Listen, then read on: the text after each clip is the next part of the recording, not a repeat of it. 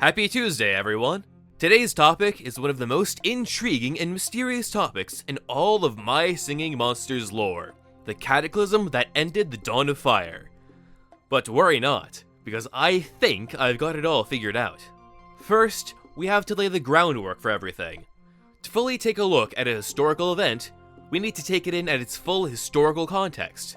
That means that we need the setup for what happened and what led it to be able to happen. All the pre-story story. Let's see. Cataclysm, Prism Gate, Continent, Pocket Dimension, Celestials, Colossals, ooh, that could be promising, Empty Space, Big Clanger, the World Tree, the Stablo Miehuricha. But wait, no, for context for that we need to go deeper. Alright, Stablo Miehuricha, the Shuma Miehuricha. Yes, the big multiversal forest that contains all MSM fan projects, because as we all know, every single piece of fan content is canon, and makes up its own part of the vast MSM multiverse. But wait, hold up. The Cataclysm affected every single reality. Alright, one last time. Stablo Miehuricha, Shuma Miehuricha, and the Veliki Pravi Miehurich. Yes, the world that the forest grows on. I believe we're able to stop our zoom out here. Veliki Pravi Miehurich is a big spherical planet known for being covered almost entirely in water. You've heard of Earth being called the Blue Marble, right? Well, Veliki Pravi Miehurich is something like a big blue marble. Yes, that's it. Big blue marble rolls right off the tongue. Yes, we'll eventually get to the Cataclysm. So our story starts way out on the primordial Veliki Pravi Miehurich. The world tree that we're all familiar with, the Stablo Miehuricha, didn't always exist. Once upon a time, the planet was all barren. Then came along the Sarilitsa Shuma, the caretaker of the planet, who, through mystical processes that I don't really have the time to cover today, cultivated the first plant life on the planet, the prime of which being the first tree. This planet was much like the monster world in that it was mostly covered in water, with a few islands dotting the surface. The specific landmass upon which the Sarilitsa Shuma planted the first tree came to be known as Zemlya Drvecha. This great tree came to grow very tall, and spread in many alike trees near itself, starting a growth that would become the Shuma Miehuricha. Either this great tree was the Stablo Miehuricha and was named for being the first tree on the bubble, or this first great tree was a different tree named Naimiehirastie Drvo, and the name Stablo Miehuricha is because it's the tree on the bubble that we care about. For our purposes, clearing up this mystery is above my pay grade. But let's talk about these trees. The trees start their life as seedlings dropped by other trees, and once cared for enough, begin to sprout. These sprouts look like curled up fiddleheads, which is where the Sarilitsa Shuma gets inspiration for the sigil that he inscribes everywhere. Each of these trees grows flowers on them, and these flowers need to be pollinated. Once pollinated, sometimes by a bazinga, the flowers bloom into a whole new reality. Each tree has multiple realities on it, such as the Monster World, the Prism Dimension, the worlds of Caligan and Asvelt, and Topolopolis, and the Midverse. Oh yeah, the human world's on here as well, so you are canon in this world. Anyways, the trees produce a sap-like substance known as the binding magic of the trees, which, when crystallized, becomes known as amber. Sometimes, seedlings from the trees may drop into their own inner worlds, creating universes within universes within universes. Communication between multiple worlds is not entirely uncommon, as the Monster World, Thumpyverse, and Thingia all share a close connection with each other. Neighboring worlds might not always get along though, as seen with Helmoth and the Midverse. So, jump forward a bit, and things are going all well and good on Veliki Pravi Miehurich. The Shuma Miehuricha is growing on Zemlya Drvecha, and Sarilitsa Shuma is leading a very long and hard but happy life. That was until a teensy threat began to loom.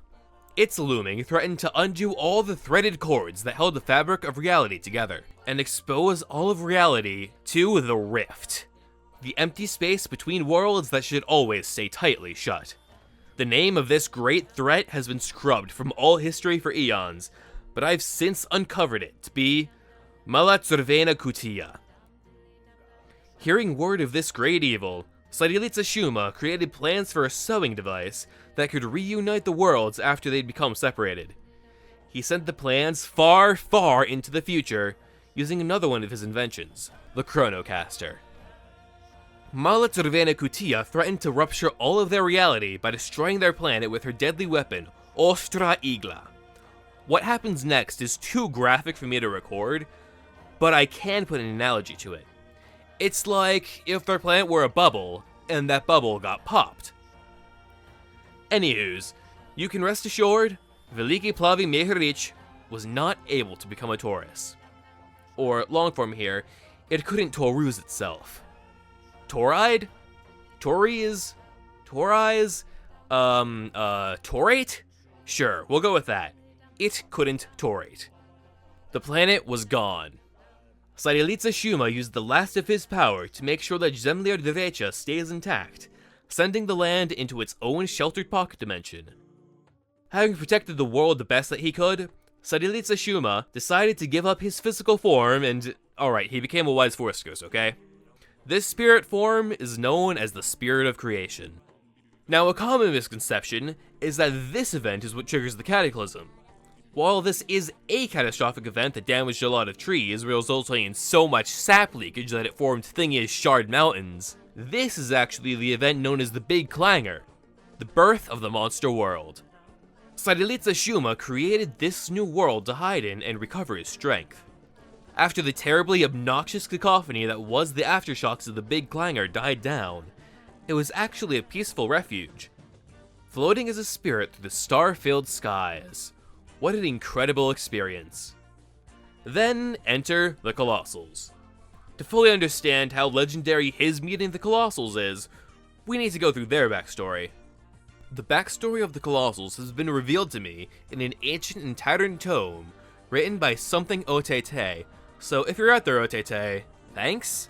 Anyways, let's get to reading.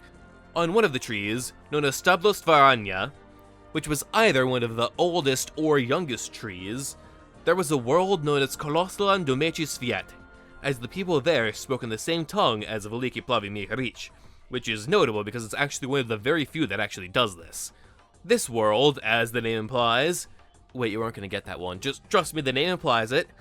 Kolossalan Domecis Fiat, as the name implies, was home to the Colossals. Powerfully creative beings who could bring even the wildest whim into existence. These gigantic spirits were originally created by Sadilitsa Shuma to be helpers in making the world of Veliki Plavi Meheric a more wonderful and full place. You might be wondering how someone could just create Colossals. The type of world that spawns from a tree is really all in the genetics.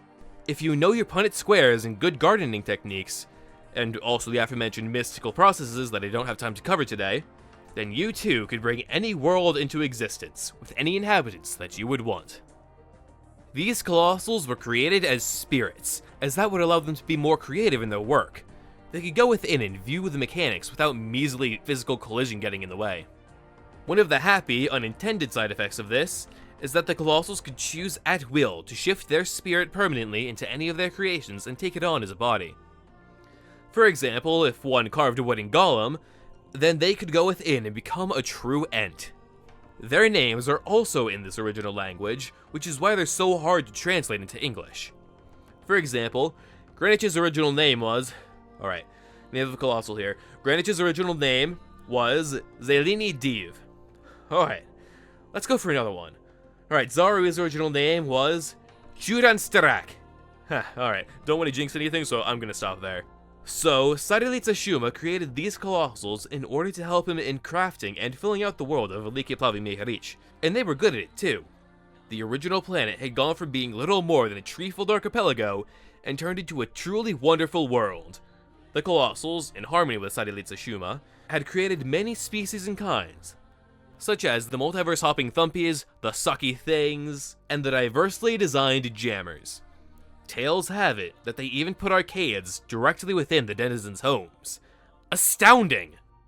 Everything was going absolutely swimmingly. Sadilitsa Shuma had always wanted someone that he could collaborate with, and the Colossals were perfect for that. But greater than that, He wanted something that the Colossals could not give him. A friend, a true companion, someone of his own species, whatever that was.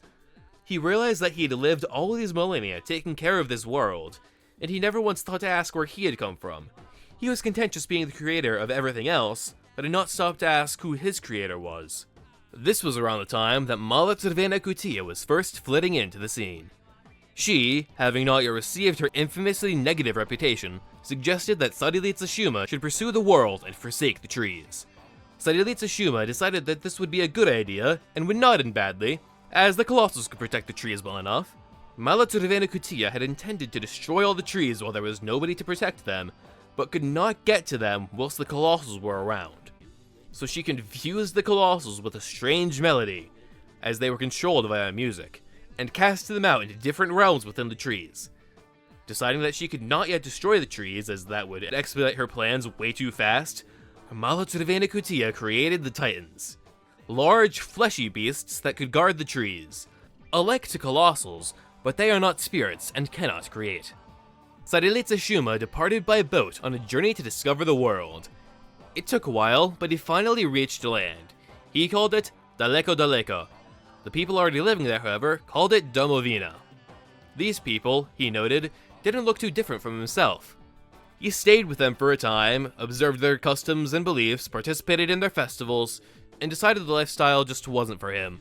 Then he came to a land on another island that he named Liepo Miesto, because he really liked it at first glance. It had the first open bay that he'd ever seen, which was a huge change from the straight flat coast he was used to. The locals' name for it was Domovina, which, sure, two places having the same name, alright, fine. This island had the highest mountains that he'd seen up to this point. It was insane. Before he was about to leave and journey to the next island, the people of Liepo Miesto warned Sarilitsa Shuma of the strange island that they called Zabranieni Krug, upon which an evil spellcaster lived who communed with the demons. He decided to continue on his journey and left through a second open bay. Crazy! The third island he found seemed to be entirely desert, so he called it Neplodna Pustosh. He considered that it could be a great area to use for creative experimentation since nobody lived there who could get hurt. Yet, since he found nobody there, he turned around and got sailing again. During the journey to the next island, Sarilitsa Shuma wondered about the Colossals, and how they're doing. He fears as though they might dislike him now for turning his back on them, so feared to ever return back home lest he face their wrath. He then landed at the fourth new island, which he called Tri Od Deset, because it's okay. The locals, however, call it Domovina, as per usual. He lives among the people for a few days and sets sail from what he believes to be the other side of the island, only to find out that this island has a rather sizable bay, and that the land across the way was still attached to the same island. Astounding! While crossing, he saw a giant Gigacheep Titan flying overhead. What an astonishing creature the Colossals have made, he thought to himself. He eventually lands on the east side of the island, which is much sparsely forested than the west side. He disembarks from the island and makes his way to the fifth island. The fifth island, from the angle that he approaches it, seems to come to a very sharp point, almost like a V-shape. This causes him to name the island Osharkut. This island has only a few people on it, who, for whatever reason, don't have any names for it. Sarilitsa Shuma decided that this island should be the crossroads between his big questions in life. Where did he come from? Is he related to the island folk, or is he a separate divine being? What will he continue to do with his life? Will he settle down with people who can truly provide him company, or will he continue to stay alone for the sake of the protection of the trees? Oh, the trees! How are they doing? I'm sure the Colossals are protecting them. It's on this island that he meets a woman who has a knowledge of seafaring, named Yunishtavach Usieva. She decides to join him on his adventure, and so they head off for an island commonly referred to as Nakazan. Sarilitsa and Yunishtavach journey around the small island of Nakazan, exploring and more. Being content with all that happened there, they then left and found an island with a whole lot of desert and a special oasis in the middle, which he called Skromna Oaza. Its centralized shape reminds him of home. They then decide to visit a chain of tiny islands that spans almost the entire explored sea. While on the first island, Yunishtavach is approached by Mala Cervena Kutia. Little does Sarilitsa know, Yunishtavach believes that she was created to destroy the forest. She's tempted to bring Sadilica to the nearby Sheshir of Ogromno Prostranstvo, where there is currently a war going on, and he is likely to be killed. She obliges and convinces him, saying something like, "It's just a quick detour, it's real by, we're really close to it." And so they go to Island 9. Upon landing in Sheshir, the locals nearly kill the both of them. Sadilica runs into the woods, hoping to hide amongst the trees. Realizing that these trees are strange trees that he doesn't know, he runs afraid. Yunishtivach runs after him, hoping not to die herself. They run throughout the night, hoping to find a port with a ship that they could steal, and eventually find one and get out of there.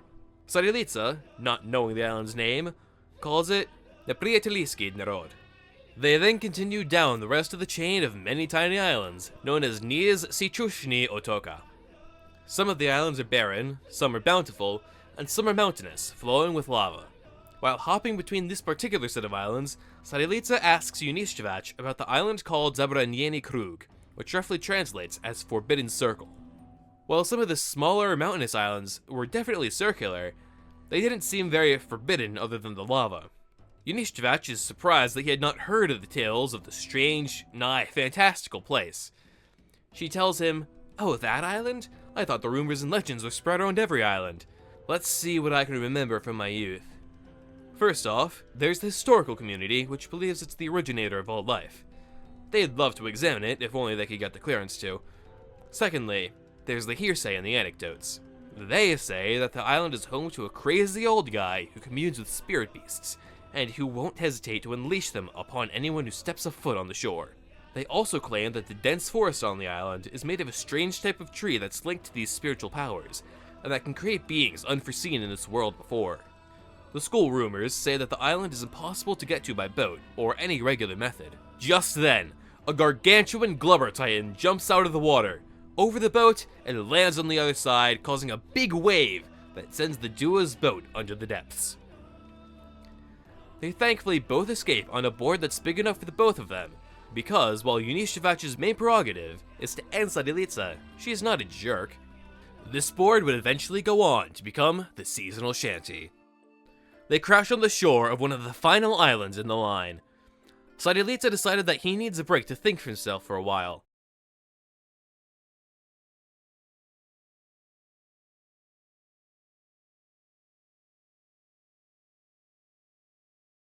Having decided to continue on their journey, he proposes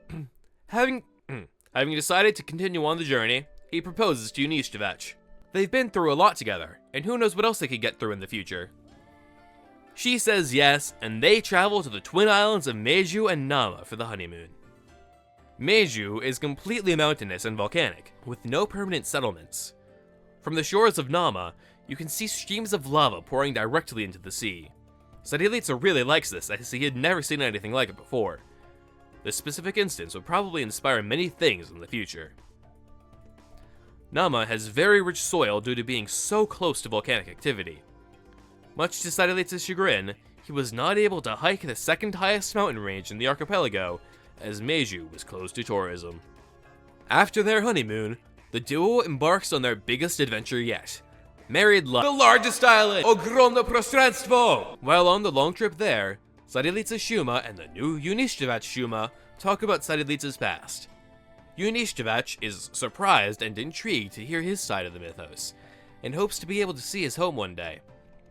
She now holds no grudge against him, and no longer wants to seek his demise. Sadilica is concerned for the Colossals, and hopes that they don't feel too upset over his departure.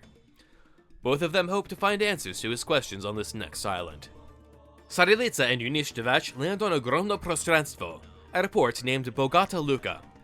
Unlike other trips, which were rather adventurous, they had a specific goal on this island: find the truth. They would adventure around, seeing all the sights, and if something piqued Sadilica's interest, they would follow it. The first majorly intriguing sight was Unutarne Jezero, a massive inland lake that had another island inside of it. This place seemed to hold something more for Sadilica than just a passing fascination. They couldn't get their boat this far inland, so the only way to get there was as a part of a tour group. This wasn't the best situation for them, as this meant that they couldn't go off and do their own exploring.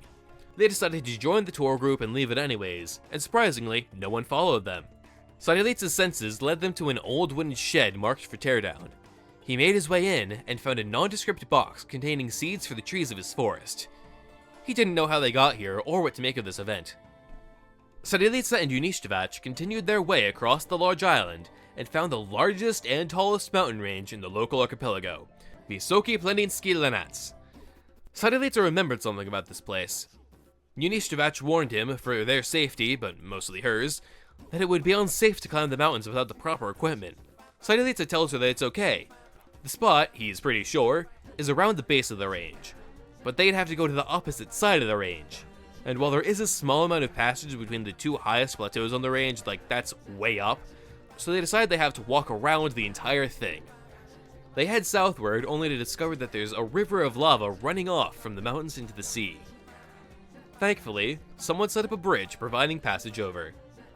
The duetted duo eventually reach a land so rich in greenery due to the nearby lava flows and rivers. There too was an old dilapidated shed. Inside was a book, dubbed the Miehurikon. In it were detailed plans by a curious creator, Sadalitsa's creator. For the purposes of authorship, they labeled themselves as Život, with some contributions by Smirt. It detailed how the duo's powers, when combined, formed such a wide possibility of powers that anything could be achieved. They wrote how they longed to reach other worlds where they could find creative inspiration, failed, and instead shifted their focus to creating a multitude of other worlds instead of finding them, to still satiate the need. The notes stop about a third of the way through, and these last notes focus on the fact that Život and Smirt could not last forever. It talks on about the potential to shift their consciousness into other bodies, as well as the plan for creating the Colossals, so as to test this idea. It seems that they were unable to enact this last plan before. Well, I mean, it's not really written, but like, you can't really write "I died" in a diary, so I think they left this world after the next part. It ends, finally, with a note from Smirt, longing to reunite with Život, and saying, "I'm coming to join you in this adventure that you've started.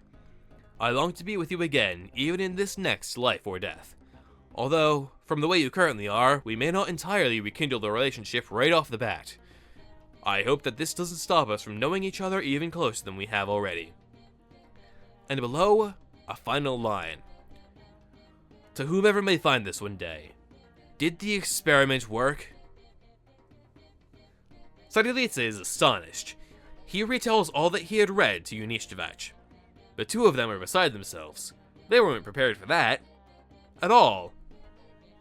Anyways, they keep the Miehurikon, deciding to use it as a diary for themselves. They mark the previous author's ending question with a "yeah," and continue up the east side of the mountain range, hoping to cross over its northern side and head back home westward. Unfortunately for them, the northern coast of Ogromno Prostranstvo is across a channel from Cheshire, and the two of them are currently in a civil war. Basically, Cheshire, which translates to hat as it's the island just above Ogromno Prostranstvo, is in a civil war with Ogromno Prostranstvo and wants to gain independence and change its name to Domovina. How surprising. Somehow, the only safe route of passage is to go through Cheshire. Sadalitsa and Unishtivac are smuggled along by a band of whimsical traders who I could care less about. Yes, that is the correct phrasing. It is feasibly possible that I could care less for them than I already do, as the long-form critics would prefer. Our story picks back up, back on the bigger island, at a port called Druguluku. Their ship had been transferred here for plot consistency, and with it, they started the tread back home. They first hit the long line of islands. Then they hit a seemingly new location, which they called Izvanredna Bioraznolikost, because it was so beautiful and had so much biodiversity. Little did they know, this was actually the southern half of Neplodna Pustosh, which Sadalitsa had famously disliked before. The people there called it, say it with me now, Domovina.